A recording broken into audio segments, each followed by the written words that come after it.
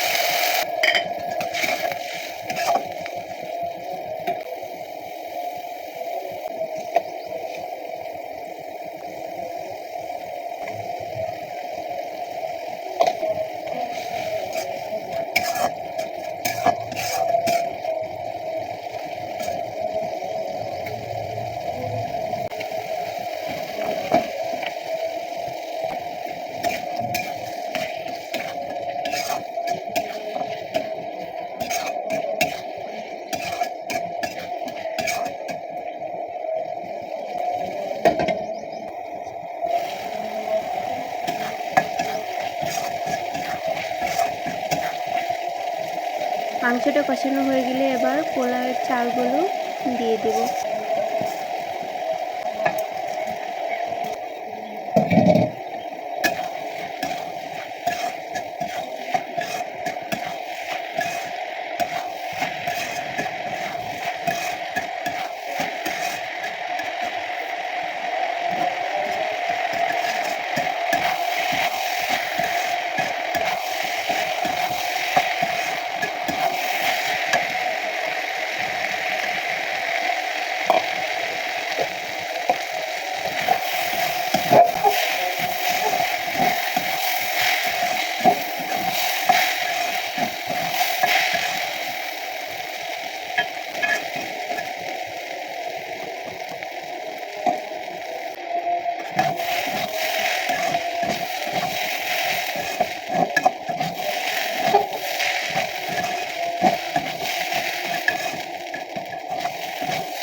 পোলাওয়ের চালটা ভালোভাবে ভাজা হয়ে গেলে এখন আমি চালটা সিদ্ধ হওয়ার জন্য পরিমাণ মতো পানি দিয়ে দিব। এখানে আমি 1.5 কাপ চালের জন্য 4 কাপের মতো পানি দিয়েছিলাম, যাতে একটু নরম হয়।